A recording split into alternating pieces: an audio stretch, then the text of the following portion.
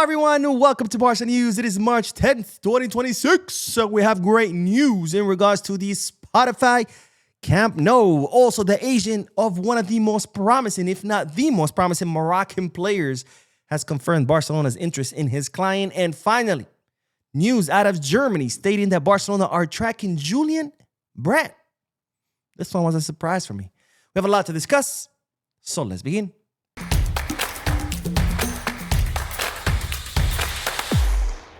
Hello everyone, welcome to the channel. My name is Boo. We'll begin this video with the news that earlier today, Barcelona drew against Newcastle 1-1 in the round of 16 of the Champions League with an incredibly late penalty kick by Lamine Yamal. And if you want to hear my thoughts and opinions about the incredibly underwhelming performance of the team, make sure to watch the post-match live analysis, which is now up on the video. By the way, I forgot to mention this while I was talking about the match. This came up later on during the comment section, or while I was reading the comments in the chat section. And I know a lot of people don't watch that, but I do want to mention this. Xavi Espart, ladies and gentlemen, came on for, I don't know, 5 minutes or something like that. And I liked what I saw, especially given the context, right? Champions League, knockout round, away match, St. James, which was freaking insane with the crowd, all supporting Newcastle. Down 1-0. And the guy was composed, played well. I like what I saw. Now, of course, it was only a few minutes, so take that with a grain of salt. But I like what I saw in regards to Xavi Espart. Let me know what you guys thought about the few minutes that the Academy player had down below in the comment section. Now, let's move on to some great news because, ladies and gentlemen, it's official. It is official. The city of Barcelona have granted FC Barcelona the 1C license, which will allow the club to reopen the North Goal, expanding the capacity of the Camp Nou from its current capacity of 45,000 to 62,000 people. That is absolutely amazing, amazing news because, ladies and gentlemen, we will now have the entire first ring open to the public ahead of this upcoming weekend match against Sevilla. And of course, that also means that the match against Newcastle, the second leg of the round of 16, will also be in a stadium with 62,000 people. So, of course, that's going to be great in regards to the atmosphere. But more importantly, it's also going to be great in regards to money, baby. Because, of course, that means, well, an extra 12,000 or 13,000 seats. That's extra tickets, extra food sale, merchandise, you name it, you name it, you name it. So great news because, ladies and gentlemen, 62,000 people will be welcomed at the Camp Nou. What an amazing day. By the way, the Sevilla match that will coincide with election day. So that day, Barcelona associates will be able to elect their next president, which, of course, it's expected to be Joan Laporta. All right, on to the next bit of news. More good news. This video is full of good news. Actually, no. I got ahead of myself. We got to do bad news first, and then we move on to the good news. Let's move on to some bad news, and this bad news is in regards to Frenkie de Jong, because as you know, the Dutch midfielder is currently injured. The club stated that he will be out for 3 to 4 weeks, but now it seems like that will be longer because Ronald Koeman, who of course is a close friend of Frenkie de Jong, had the following to say. Frenkie de Jong will be out for approximately 6 weeks. Sometimes I think it might be good for someone to be out for 6 weeks so that they get less tired. Well, yeah, for you, motherfucker, because you only use Frenkie during FIFA international breaks. We use him the whole season.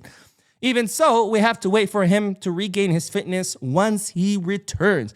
So, if this is true, which I have no reason to think it's not, since Koeman and Frenkie are very, very close friends. I mean, they always have dinners together. Their families are friends. They're always at each other's houses. But anyways, if this is true, looks like Frenkie de Jong's injury could be longer than initially expected. So, of course, bad news for us and for Hansi Flick, who, of course, this is the final stretch of the season, and we're going to need all of our players as healthy as possible so we can rotate because, of course, this is when fatigue starts to set in. Now, let's move on to good news. I had forgotten about this bad news. I guess my brain is trying to block all the bad news, but let's move on to some good news because, ladies and gentlemen, on Sunday, and I was going to talk about this yesterday, but I didn't make any videos yesterday after the podcast, but on Sunday, our newest signing, the Egyptian star Hamza Abdel Karim, the 18-year-old center forward who finally got his work permit from the Spanish authorities, got his debut. And of course, as I told you before, the plan was for him to play with the under-19 team or the Juvenil A in order to give him time to adapt without any kind of pressure. So Hamza Abdel Karim got his debut with the Juvenil A on Sunday, where at the 73rd minute, he scored a goal. Yes, not a bad debut for the Egyptian player. And let's watch the goal. Why not? Let's watch the goal. All right, here we go. You're going to see a cross into the box. Pop.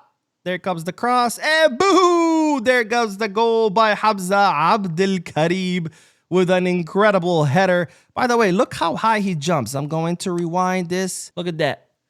Center back that's got him is pretty tall, but yet Hamza Abdel Karim was able to elevate himself above him with a header. An amazing debut for the Egyptian player. Goal on his first match. Hopefully we'll see many, many, many more. Now on to that next bit of news, because speaking of young promising players, the agent of one of the most promising Moroccan players has confirmed Barcelona's interest in him, and it's no other than this guy you see on your screen, whose name is Jassim Yassid. And don't worry, I'll put the spelling in the comment section. I know a lot of people sometimes ask me about spelling, so I'll put the spelling in there if you want to look him up. But Jassim Yassid is a 20-year-old winger, Moroccan winger, who kind of burst into the scene in the Under-20 World Cup where Morocco won a title. He was a key player in that squad, and he's a winger known for his dribbling abilities. He's left-footed, and he can play on both wings, and he currently plays for Strasbourg and has a €6 million market value.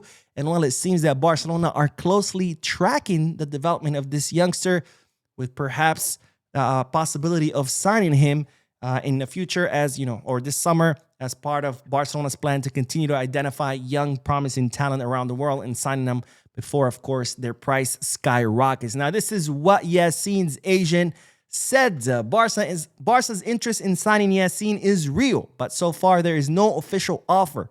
We are waiting to see what happens next. So there you have it, folks, directly from the player's agent's mouth, that yes, Barcelona are interested in Jassim Yassin. Of course, my question to you is, have you heard of him? And if so, do you think he will be a good signing for Barcelona? Yes, no, maybe. Let me know down below in the comment section. Now, speaking of signings, ladies and gentlemen, we do have an update in regards to one of Barcelona's targets for this summer transfer market, who's no other than Marcos Senesi, the 28-year-old left-footed center back who's currently plowing his trade at Bournemouth. Is one of the players that Barcelona are considering signing this summer to reinforce the center back position. And while Senesi's contract will expire with Bournemouth this summer, which means he could become a free agent, and so far Bournemouth had been working on renewing the contract of Senesi, but they have now officially given up, and it looks like Senesi will not be renewing, so he will become a free agent come this summer, which of course will make things a lot easier for Barcelona in case they do decide to sign him. Now, of course, Barcelona do have some competition from Tottenham Hotspur and Juventus, but I imagine if Barcelona call him and he picks up the phone, it's going to be a pretty easy decision, because Juventus, Tottenham, Barca, I think it's a pretty easy decision. But anyways, my question to you is, Marcos Senesi, do you think that would be a good option for Barcelona? Yes, no, maybe? Let me know down below in the comment section. And let's end today's video with the news that Sky Sport are reporting that Barcelona are tracking the situation of Julian Brandt, the 29-year-old attacking midfielder who, after 7 years with Dortmund, more than 300 appearances, he has decided that he too will not renew his contract with his current club, and as such, he will become a free agent come this summer, just like Marcos Senesi.